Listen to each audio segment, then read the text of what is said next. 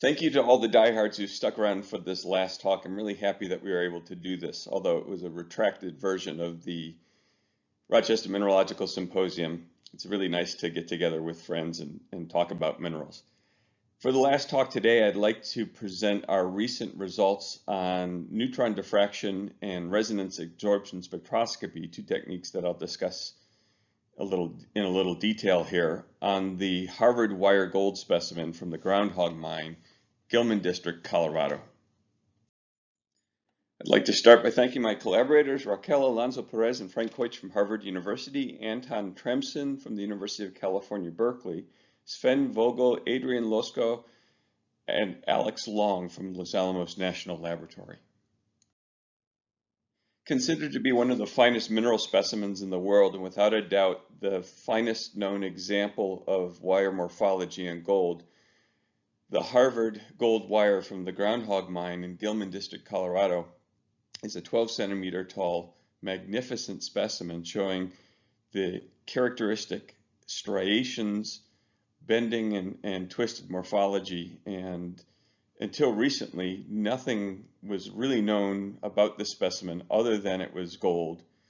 In the late 1970s, its provenance was rediscovered to have been from the Groundhog Mine. When acquired by Harvard, it was actually labeled as from California. As a comparison, we studied two additional specimens in this project, including a smaller wire gold specimen from the Pinto River alluvium deposits in Colombia, shown on the right, and a similar sized wire silver specimen from China, shown on the left. The first analytical technique to which we turned was scanning electron microscopy and energy dispersive spectrometry to look at the chemical makeup of these wire gold specimens. EDS analysis for the groundhog specimen is shown in the upper red spectrum, and as Calvin had mentioned in the previous slide, or in the previous talk, oftentimes gold can be alloyed with other elements, particularly silver, and in this particular specimen we see a significant silver peak just to the high energy side of the gold peak. Qualitatively, this is about 30% silver and 70% gold. Now, contrary to the proposal that the wire morphology in gold necessitates the presence of silver, the Colombian wire shows to be 100% gold. The small iron peak here is the result of goethite on the surface, but no detectable silver is present. However, I must qualify that the electrons, which produce X-ray fluorescence and our ability to detect the elemental composition of our samples, penetrate only very shallow depths in heavy materials like gold, and thus we're only looking at the surface of these samples. Likewise, the X-rays that are given off in the process only come from the very surface of the sample.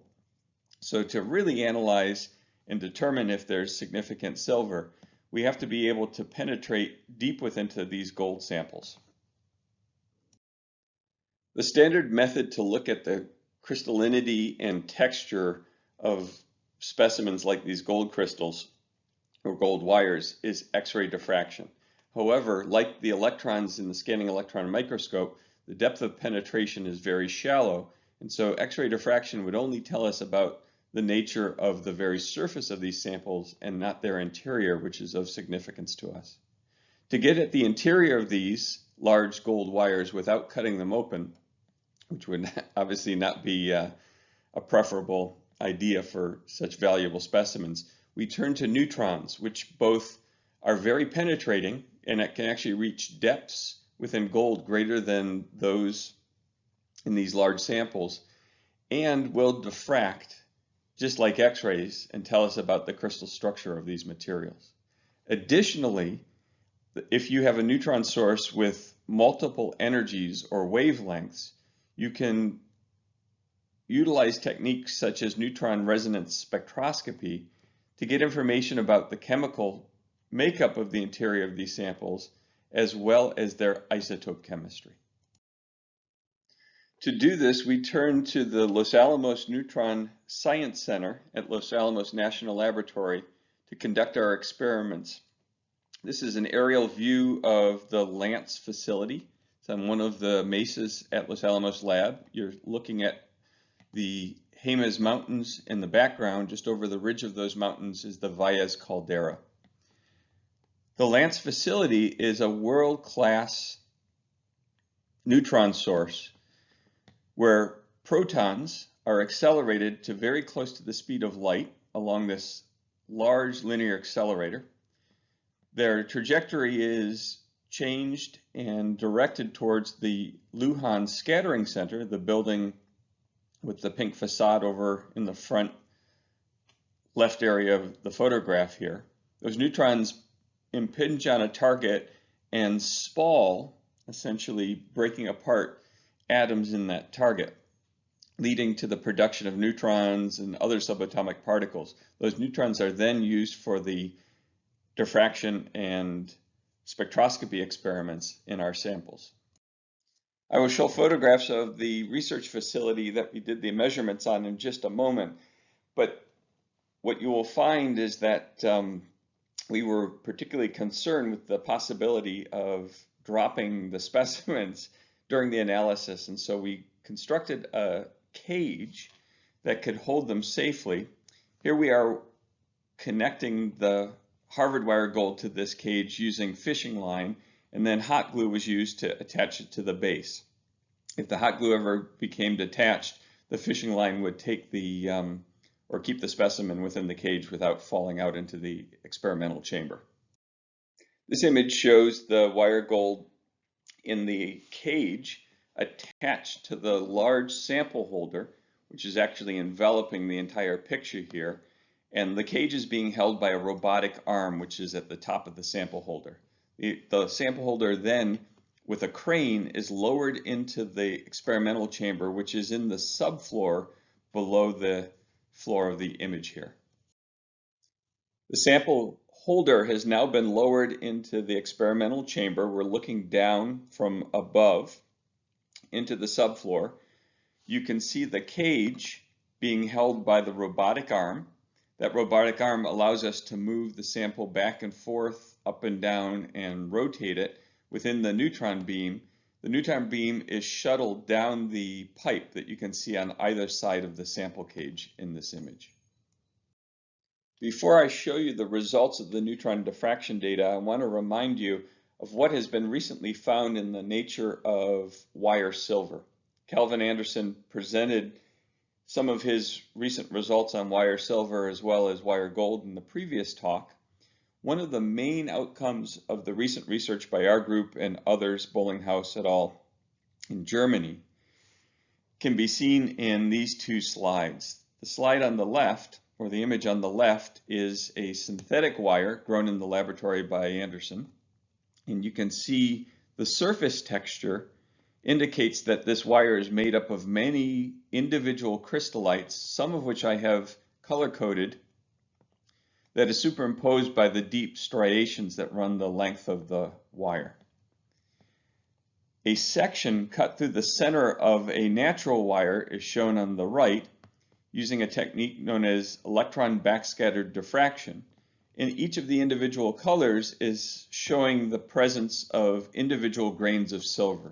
And so what these two images tell us is that wire silver is comprised of many, many individual single crystals of, or individual crystals of silver. Thus, they are polycrystalline aggregates with this superimposed striation morphology. Surprisingly, the nature of the silver crystals is that they are roughly equant in their dimensions. They can be slightly elongate, as seen in the EBSD map. However, they are not very long individual whiskers or wire type of crystals, as might be assumed given the morphology of the wires themselves and the exterior striations. To start, we will look at the diffraction data from the wire silver that we use for comparison. And as we saw in the previous slide, we know this is comprised of many, many individual silver crystals and thus is a polycrystalline aggregate. The upper portion of this slide shows the raw diffraction data, and the lower portion I have plotted what are known as pole figures. The important thing in understanding what these data are telling us is that when the diffraction data are continuous lines, and so the red are the diffraction peaks, and they are continuous lines across the detectors. This is manifested by streaking or regions of continuous intensity. In this case, yellow and orange intensity is plotted in the pole figures. This tells us that the sample is polycrystalline. Now remember, the neutrons are penetrating the entire volume, not just the surface, but actually go through these entire samples. And this shows that the interior, as well as the surface of this silver wire, is polycrystalline. Now the next slide is the same sort of diffraction data, but for the Harvard wire gold. What we can see here is that the diffraction data from the Harvard wire gold is distinctly different. Although the background shows light blue lines of diffraction in the raw data, the diffraction peaks are individual spots shown in red and yellow here. And the pole figures also, rather than being streaked out and regions, continuous regions of diffraction, the pole figures are individual diffraction maxima. What this is telling us is that the internal texture of the Harvard gold is much more like a single crystal than it is a polycrystalline aggregate. This may be comprised of a couple individual crystals, but it is not made of hundreds or thousands of crystals like all of the wire silver samples that we have analyzed. We find the same results, and in fact, an even more striking example of the single crystal texture in the Colombian wire. Now, something I didn't mention previously is that because of the concern of neutron capture and radioactivity in these samples, rather than irradiating the entire gold wires, we did slices of diffraction along their length. Here I've plotted pole figures, I don't have the raw data shown, for 3 different slices. And again, we see individual discrete diffraction maxima, which is indicative of a single crystal or very small number of crystals rather than a polycrystalline aggregate. And if you'll note, the diffraction maxima are in exactly the same place, or in the lower one, almost the same place for all 3 slices, suggesting that the entire length of this wire gold from Colombia is a single crystal. Something that I failed to mention previously is that the spallation neutron source at Los Alamos creates neutrons of many different wavelengths or energies. And this allows us to do a type of spectroscopy known as energy-resolved neutron imaging and resonance spectroscopy, which is sensitive not only to different elements, but the isotopes of those elements. Here we have an ERNI and RS spectrum showing neutron wavelength, which is proportional or inversely proportional to energy. And each of the dips in the spectrum tells us about the presence of a particular isotope of the elements that are in our sample. So we can look at not only whether silver exists in alloy with these gold wires, but also the different isotopes of silver, and of course the isotope of gold. Without getting into the details of this, the important thing is that the neutrons are penetrating just like in diffraction, and thus the chemical signature that we're going to extract is for the entire sample rather than just the surface as we saw with EDS. Very interestingly, the neutron spectroscopy for the Groundhog sample shows us the exact same result that we find in EDS, that is about 30% silver and 70% gold. Now, if you remember, our EDS analyses suggested that the Colombian sample was pure gold with no appreciable silver. However, the interior of this sample is 25% silver. And so the hypothesis that silver is necessary in the formation of gold wires still holds. We now have the 4 samples that Kelvin analyzed and these 2 samples, all of which are gold wires in terms of their exterior morphology and the striations, and all of which show an appreciable amount, up to 20%, in this case 25 and 30% silver. We're just about out of time, so I'm going to end here. For those of you who are interested in finding out more about the Harvard wire specimen and the neutron study that I've presented, National Geographic has done a very nice article online. Go to a Google search and type in National Geographic and wire gold, and you'll get to that. To summarize our results, neutron diffraction indicates that these wires, unlike silver, which are polycrystalline aggregates, are much more like single crystals, or made up of a very small number of crystals. And the neutron resonance spectroscopy shows that silver is an appreciable concentration in both the Columbia River and the Groundhog Mine, being 30% and 25% respectively. I want to thank everybody who participated and gave their talks today so that we could at least come together for a short Rochester symposium. Next year, hopefully we will be all together again in Rochester and listening to the extended talks by those speakers who were invited to present, one of which will be the full story of the wire silver study by Calvin Anderson.